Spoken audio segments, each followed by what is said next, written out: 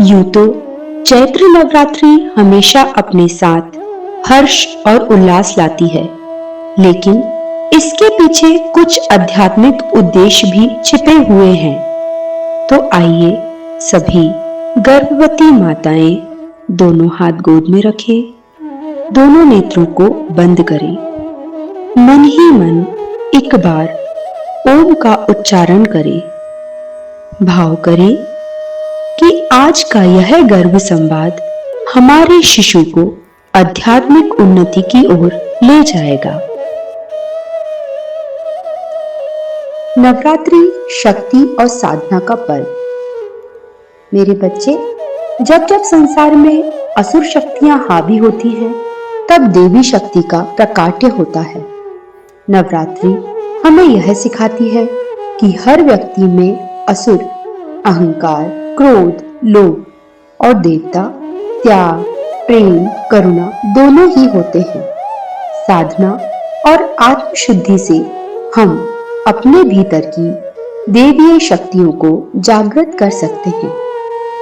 नवरात्रि से हमें 3 महत्वपूर्ण आध्यात्मिक सीख मिलती हैं। सबसे पहली सीख है आत्मसंयम।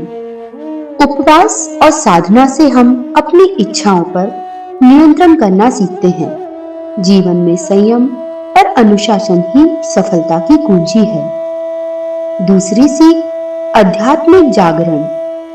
ये 9 दिन आत्मचिंतन और आत्मशुद्धि के लिए होते हैं, ताकि हम अपने भीतर की सकारात्मक शक्तियों को पहचान सकें।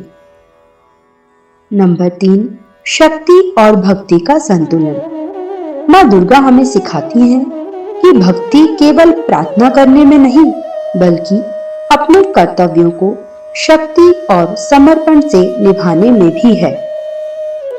बेटा, जब तुम इस दुनिया में आओगे तो तुम्हें अनेक रास्ते मिलेंगे, लेकिन सही मार्ग कौन सा है, यह तुम्हें अपने संस्कारों से ही पता चलेगा। मैं बचपन से ही संस्कारों और आध्यात्मिकता की अमूल्य धरोहर देने का संकल्प लेती हूँ। तुम में भगवान श्री राम की मर्यादा और माँ दुर्गा की शक्ति और नवरात्रि की साधना का भाव हमेशा बना रहे, यही मेरी प्रार्थना है। तुम मेरे गर्भ में केवल मेरे शरीर से नहीं, बल्कि मेरे विचारों और भावनाओं से भी पोषित हो रहे हो।